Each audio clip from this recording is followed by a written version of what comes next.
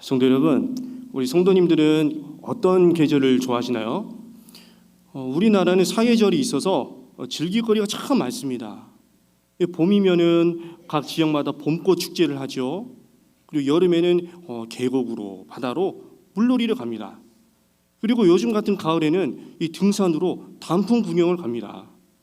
겨울에는 또 어떤 활동이 있나요? 마찬가지로 등산을 통해서 이 설경을 즐길 수가 있습니다. 그리고 스키, 스노보드 이런 겨울 스포츠로 계절을 즐길 수가 있습니다. 이러한 계절의 변화와 우리의 삶을 이렇게 돌아보면은 참 하나님께서는 세심하시고 정말 능력의 하나님이라는 이 사실을 절감하게 됩니다. 이 저와 여러분에게 이처럼 사계절을 주시고 삶을 돌봐주시는 그 하나님께서 이 시간 디모데후서 4장 8절 말씀을 주셨습니다. 하나님께서는 이 본문을 통해 신앙생활의 사계절에 대해서 말씀하고 계십니다. 그렇다면 이 본문을 통해 전하는 신앙생활의 사계절은 무엇일까요? 본문을 다시 한번 살펴가며 주님 음성에 함께 귀를 기울이겠습니다. 본문 디모데후서는 이 사도 바울이 노년의 믿음으로 낳은 아들 젊은 목회자 디모데에게 이 목회를 어떻게 하는지를 조언하는 내용이 담겨 있습니다. 그 가운데 이 디모데후서 지금 이 4장의 경우에는 거의 끝자락에 있습니다. 그리고 저와 여러분이 읽은 이 8절 내용에는 사도 바울의 믿음의 고백이 담겨 있습니다. 그 내용을 살펴보면 이제 자기가 하나님께로 가게 되면 하나님께서 준비하신 그 의의 면류관을 나에게 주실 것이다. 이런 내용이 담겨 있습니다. 그리고 이어지는 내용은 그 의의 면류관은 자기만 아니라 예수님을 사모하는 모든 자에게도 주실 것이다. 이런 내용이 담겨 있습니다. 사도 바울이 이러한 믿음의 고백을 드릴 수 있었던 데에는 믿음의 열매를 맺기 위한 정말 숱한 수고와 인내가 있어서 가능했습니다. 흔히 우리가 삶에 고난을 겪는다 하면 산전수전을 겪는다고 하죠. 그런데 어떤 이는 자기가 겪는 고난이 더 크다는 의미에서 산전수전에 공중전까지 답니다. 근데 만약에 여기서 과학기술이 발달해서 우주여행까지 다녀온다면 어떤 말이 붙을까요? 산전수전, 공중전에 우주전까지. 이렇게 사람들은 자신의 삶을 이 자연에 빗대곤 합니다. 보통 우리 이 땅에 태어나는 사람은 희로애락을 경험한다. 이런 의미를 우리가 흔히 볼 수 있는 이 사계절에 빗대어서도 표현하곤 합니다. 다시 말해서 우리 인생은 사계절이 있다고 말합니다. 예를 들면 하는 일마다 안 됩니다. 낙담해 있습니다. 그러면 추운 겨울을 보내고 있구나. 그러다가도 뭔가 회복의 조짐이 보이고 일이 조금씩 풀리면 이제 겨울 끝에 봄이 찾아왔구나. 이렇게도 말합니다. 또 이어서 일이 많고 활동이 많아지면 그 사람은 정말 여름을 보내고 있구나. 이렇게도 말하고요. 또 정말 이루고자 하는 그 무언가, 그 일이 성취가 되고 사람들에게 인정을 받으면 결실의 계절인 가을을 보내고 있구나. 이렇게도 표현합니다.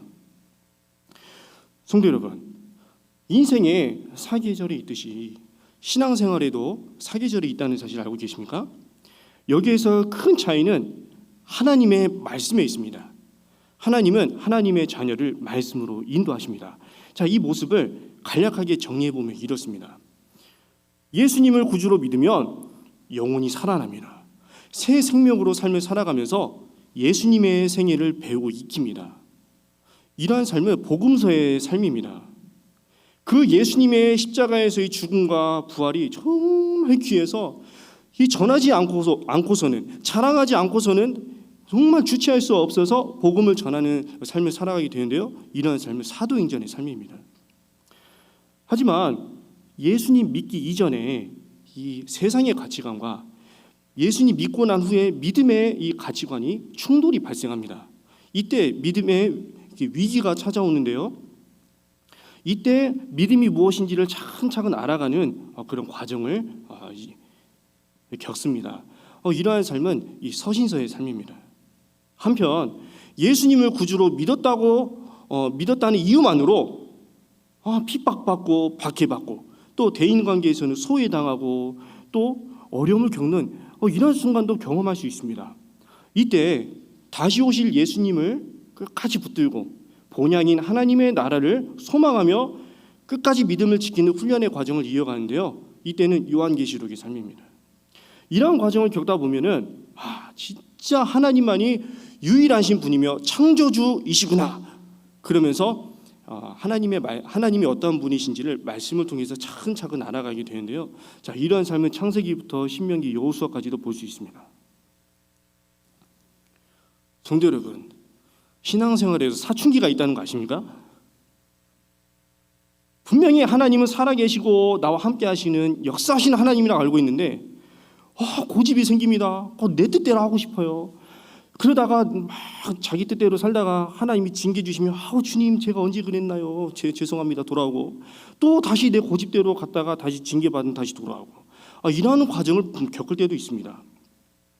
이러한 삶은 사사기의 삶입니다. 보십시오. 한 가정에 사춘기가 있는 그 자녀만 있어도 참 이 마음의 평안을 유지하기가 쉽지가 않습니다. 근데 우리 하나님 보십시오. 전 세계에 사춘기를 겪고 있는 우리 그리스도인들을 다 다루고 계십니다. 지금도 돌보고 계십니다. 자, 이런 거 보면은 우리 하나님의 마음이 얼마나 넓은지를 우리의 이 말로는 표현할 수가 없습니다. 이러한 사춘기의 삶을 겪고 나면 이 믿음이 정말 견고하게 바로 서게 됩니다. 그러면 하나님이야말로 정말 만왕의 왕이시라는 이 사실을 입술로 고백하게 되는데요. 자, 이런 삶을 사무엘상부터 역대기상, 시가서의 이런 삶을 이룰 수 있습니다. 그런데 우리 사람은 환경에 영향받기가 참 쉽습니다. 그래서 나도 모르게 환경에 젖어가지고 이 세상에 젖어가지고 막 휩쓸려 가다가 하나님께서 애야 사랑하는 아들아 사랑하는 내 딸아 맨 처음에 이렇게 말씀하시겠죠. 너 돌이켜야 된다. 분명히 메시지를 주시는데 못 알아들어요. 너 이러면서 한 번씩 계속 말씀으로 깨닫게 해주시고 돌이키게 하시는데요. 이때 하나님 죄송합니다. 하나님 죄송합니다. 회개합니다. 이렇게 돌아오는 삶을 살아가게 됩니다. 이러한 삶은 예언서의 삶으로 볼 수 있습니다. 자, 이렇게 하나님께서 말씀으로 인도하시는 삶을 계절로 비유한다면 복음서의 삶은 봄으로 볼 수 있습니다. 그리고 이후 사도행전부터 요한계시록을 이제 여름으로 볼 수 있습니다. 그리고 결실의 계절은 창세기부터 역대기, 시가서까지의 삶을 볼 수가 있습니다.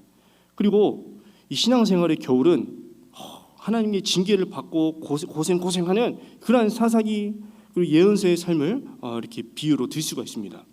자, 이러한 상황을 고려해 보면서 이 본문을 본다면 사도 바울은 어떤 경우일까요?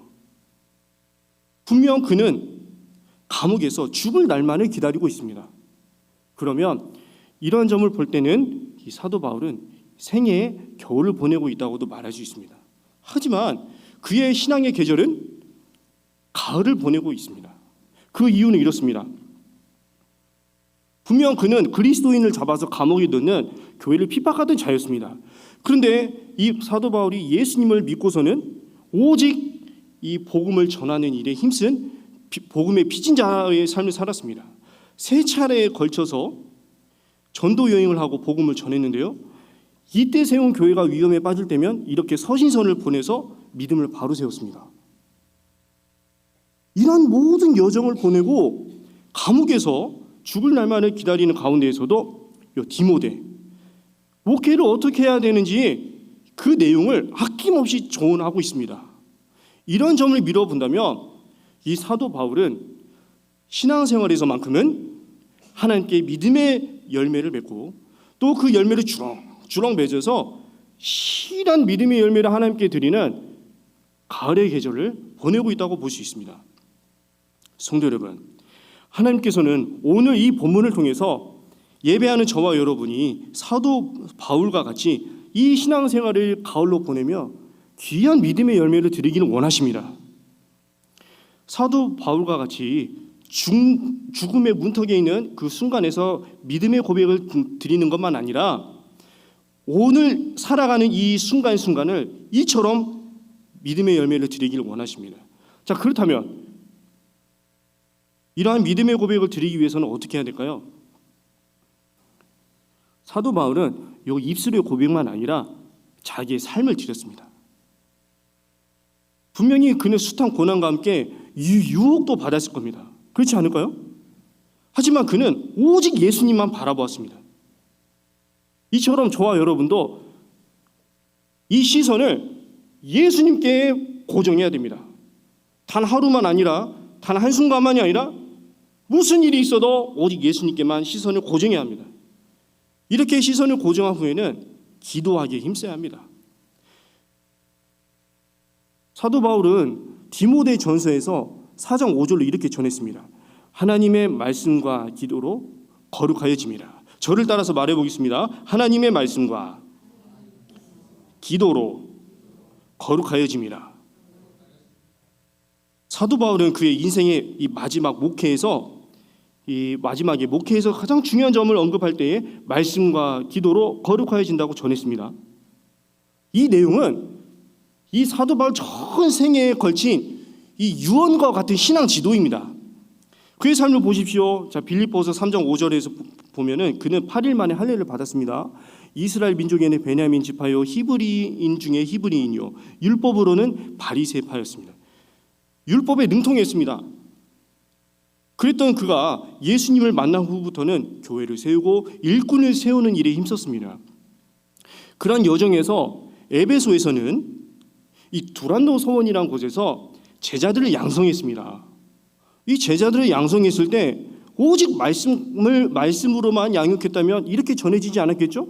그럼 어떻게 말씀이 전해졌을까요? 이건 추측할 수 있죠. 오직 하나님의 말씀으로만 거룩하여짐이라. 그렇지 않을까요? 그런데 사도 바울은 이렇게 말하지 않았습니다. 하나님의 말씀과 기도로 거룩하여짐이라. 이렇게 전했습니다.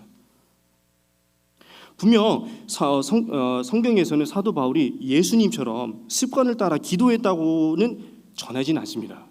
그런데 고린도 교회에 전하는 내용을 보면 이 사도 바울은 방언 통역, 예언을 다루었습니다. 그리고 쭉 뒤에 가보면은 셋째 하늘 삼층천 이야기까지 있습니다. 이런 점을 미뤄보면은 이 사도 바울은 이 말씀을 가르치는 일에 전념했을 뿐만 아니라 정말 상당한 시간을 기도에 들였다는 사실을 알 수 있습니다. 일평생 복음을 전하고 교회를 세우며 일꾼을 세우기를 힘쓴 이 바울이 내린 결론, 그 내용이 바로 말씀과 기도로 거룩해진다. 자, 이 말씀을 전했습니다. 믿음의 선한 싸움을 싸우고 마지막에 이와 같은 믿음의 고백을 드릴 수 있었던 데에는 말씀만이 아니라 기도에 힘쓰기 때문에 가능했습니다. 오늘날 저와 여러분의 삶을 보겠습니다. 이처럼 하나님이 기뻐하시는 예배 자리에 있다 보면은 말씀 생활은 자연히 이루어집니다. 그런데 기도 생활은 참 쉽지가 않습니다. 마음은 아는데 참 쉽지가 않습니다. 더욱이 이 기도가 부족해지면 여러 현상이 나타납니다. 하나님과의 관계는 물론 이 영이 메말라가니 머리에 가득 채워진 하나님의 말씀이 허물까지 덮어주는 보자기가 되어야 되는데 상대방을 찌르는 칼로 변하게 됩니다. 그러면 나도 모르게 입에서 불평불만 나옵니다. 또 뭐 있어요? 불평불만하죠. 서운해하죠. 또 비난합니다. 또 더 심하면 막 중상모략까지 합니다. 이렇게 신앙생활하면 되겠습니까? 그런데 몰라요, 사람들은. 본인이 기도가 부족하다는 걸 모른다는 거죠. 우리 성도님들이 이렇다는 게 아니라 증상이 이렇다는 겁니다. 증상이. 하나님이 기뻐하시는 이러한 신앙생활을 이어가기 위해서는 기도를 해야 됩니다. 그래야 말씀과 균형을 이루는 그런 신앙생활을 이어갈 수 있습니다. 더욱이 이 기도는 교회를 유지하는 힘이 있습니다. 이를 바꿔 말하면 기도가 없으면 교회는 유지가 안 됩니다. 정말 중요한 내용입니다.